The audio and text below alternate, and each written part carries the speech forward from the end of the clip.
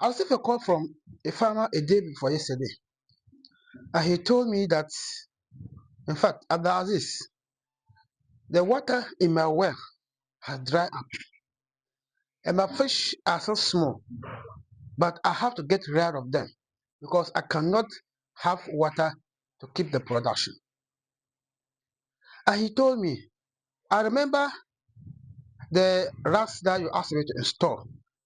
However, currently I don't have money to do it, and I can't keep on getting water to keep the production. But here's the case. To even get people to buy the fish at that tender age or at that smaller sizes is very difficult. What do we do? Now, in this video, I'll tell you about why 90% of fish farmers fail, especially beginners. And they fail because of avoidable mistakes. And mistake number one had to do with poor water management. In fact, when it comes to fish, water is life. You cannot keep your fish in dirty water, water that cannot survive the life of the fish. I mean, expect them to survive or to grow. Keeping your fish in poor water can harm your fish, and that can even kick you out of business because losing your fish entirely can demoralize you and you will not keep your production. So instead of keeping your fish in that dirty water, or better still, you have good water, but the water is seasonal. The best thing to do is to have proper water management, and that is why I recommend the recirculating aquaculture system. Getting back to the story of our brother, in fact, they drill a well for him at home. They promise him that the water is going to flow throughout the year.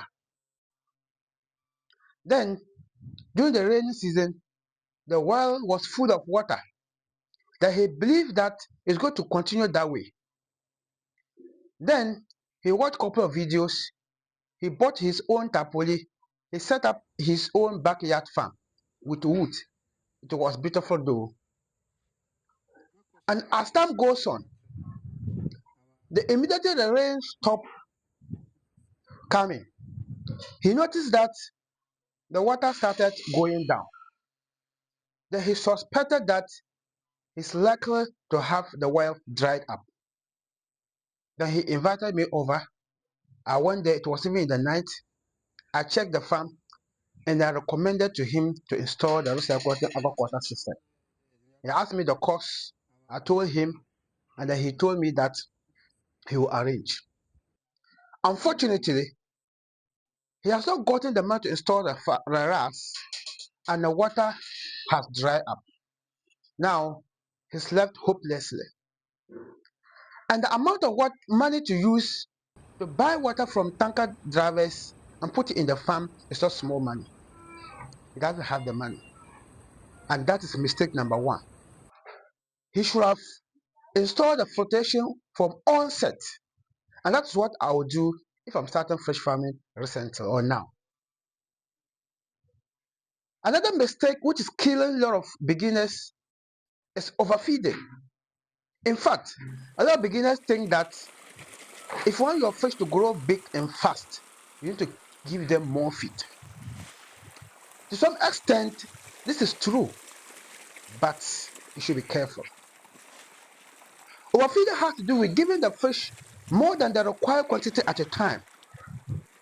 And when they are not able to consume all the feed, the remaining feed decomposes in the water, and that increases ammonia, and ammonia is toxic and can kill your fish.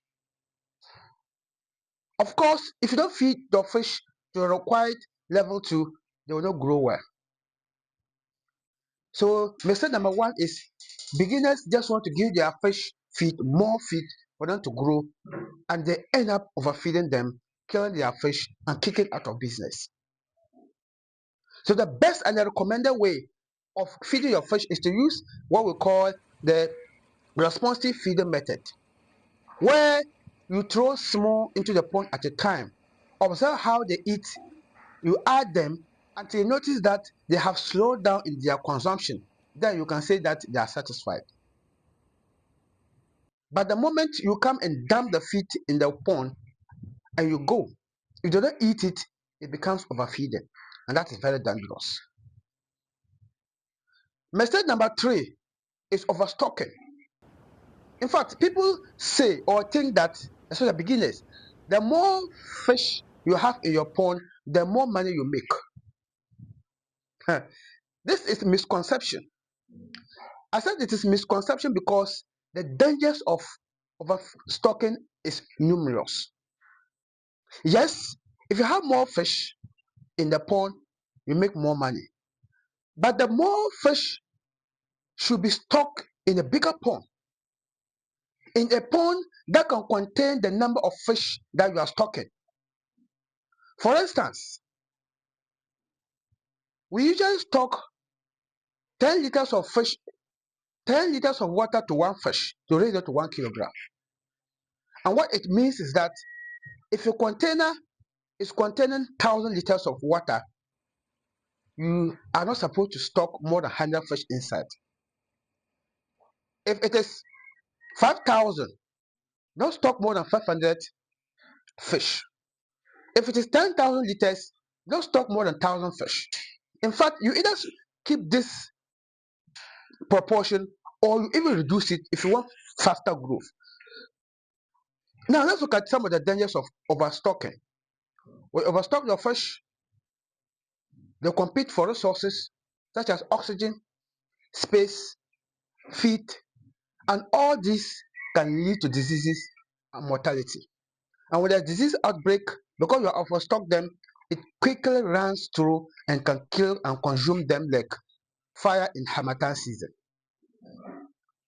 Now, the consequences of overstocking is dangerous. So always know how to calculate the stocking density of your pond and know the right quantity to do that. And in fact, if you're wondering how to calculate the stocking density of your pond, I have a comprehensive video where I talk about how to calculate the stocking density.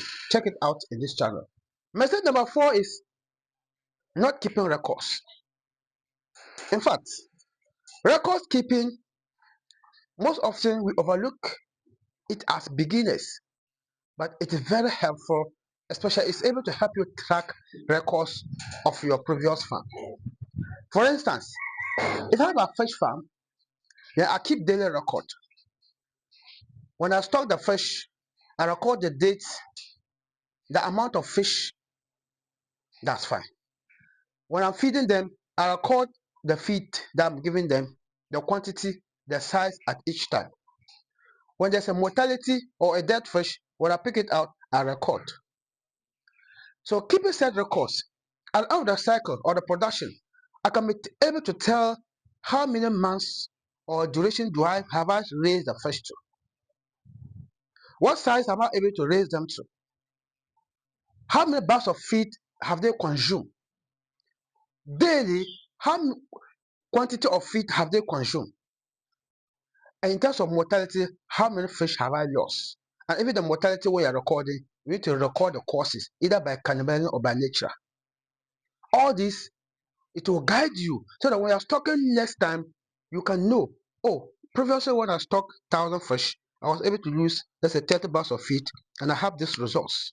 Or this one, if I stock 1,000, probably I can use 25 bags, or I can use 45 bags, or I can still maintain the 30 bags, and I can get best results. Oh, I lost this number of fish due to cannibalism. I lost this number of fish due to this and so. So what do I do so that I won't explain that again? You see, set record will guide you, then you will be able to break even in your previous production. But if you don't have anything to show, it becomes a problem. In instances where you are seeking for funds, there are certain times most of the fund they want to see the track records, the records that you have. If you don't have set previous record, it will be difficult to provide that. So keeping records such as fish farm daily management records, financial records, all this is going to help you. And the last one has to do with biosecurity. Biosecurity is very important. Always quarantine new fish before adding them to the existing ones because they can come with diseases. Always check to make sure that your fish are free and secured from predators. Predators are birds or living organisms that feed on fish. Try to protect them from that. Make sure that you check diseases before it outbreaks. Make sure that you have preventive measures, like when it happens, what to do. Make sure that you have probiotics, antibiotics, more importantly, bitter leaves, salt, and all these things, and you know how to apply them the right way, so that anytime you are required to provide such measures, you'll be good to go.